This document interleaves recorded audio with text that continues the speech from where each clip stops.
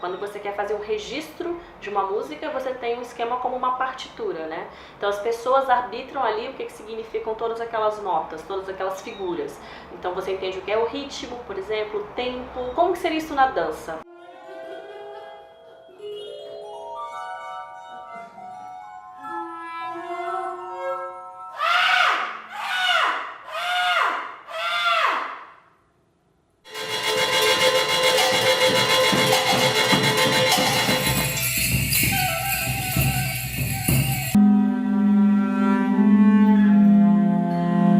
O projeto Vesica Pisces foi com a Maria Mommsen e o Rick Schuller.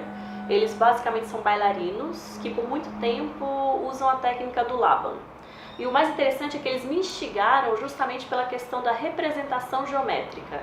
O que a geometria faz quando ela aplica um determinado conhecimento assim de forma representativa, né? Então ela disse que o Laban basicamente é uma técnica em que ele propôs criar uma partitura, né, um registro coreográfico. O bailarino imagina que está dentro de um sólido geométrico, como um cubo, e aí ele pensa no vértice. Então o braço dele pode tocar um vértice desse cubo, enquanto a perna toca o outro. Então tem essa proposta de existe uma partitura para a dança, assim como existe para a música, e essa partitura é pensar o corpo dentro de uma geometria. Basicamente o processo consistiu em criar esse espaço imersivo, e quando eu falo imersivo é o corpo dentro desse espaço, e não só o corpo também, mas assim o campo de visão, né? Ele está completamente abastecido, não tem muito respiro. O espaço em que foi feita a performance Vesica Pisces foi dentro do Museu de Arte Contemporânea, né? Ali no próximo ao Ibirapuera. Então era uma instalação, mas que ao mesmo tempo essa instalação servia de palco para a performance. Todo o conteúdo da projeção, né, todo o conteúdo desse espaço imersivo com projeção, ele tinha gráficos.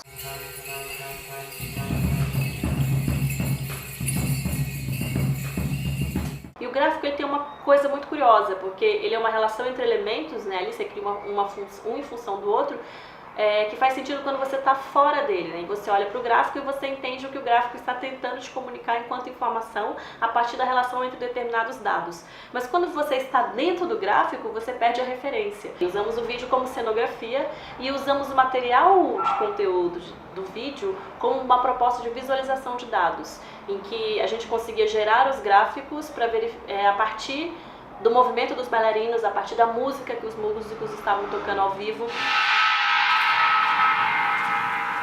A gente tem um fetiche muito grande por uma imagem que ela é muito ilustrativa, que ela explica muito sobre as coisas. Então, se eu já tinha lá os bailarinos ao vivo, no corpo, performando dentro desse espaço e convidando o corpo do público para performar junto, era meio que desnecessário tratar de imagens mais ilustrativas sobre o próprio corpo.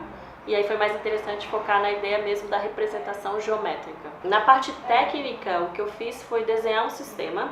Então a gente tinha 5 projetores, sendo que o 5º projetor ele tinha um comportamento curioso. Nós pegamos o projetor e colocamos dentro de uma estrutura de iluminação que chama Move Head. Então o que acontece? É um sistema de iluminação em que a lâmpada movimenta, né? Então é muito comum em shows, em iluminação, e existe um protocolo chamado DMX. Então com uma mesa DMX eu consigo movimentar, né, esses refletores. Só que no lugar de ter uma lâmpada, o que a gente fez foi colocar o projetor dentro desse Move Head. Então quando eu movimento a mesa de luz, para movimentar o que seria a luz, eu estou movimentando, no caso, o projetor. A performance ao vivo a gente tinha uma máquina, né, que ficava responsável por fazer toda a parte generativa, enfim, para fazer o que a gente chama de VJ, né, para fazer a troca desses conteúdos.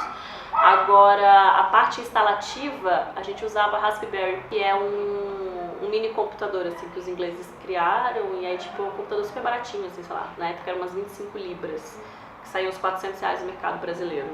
Isso eu baratei assim.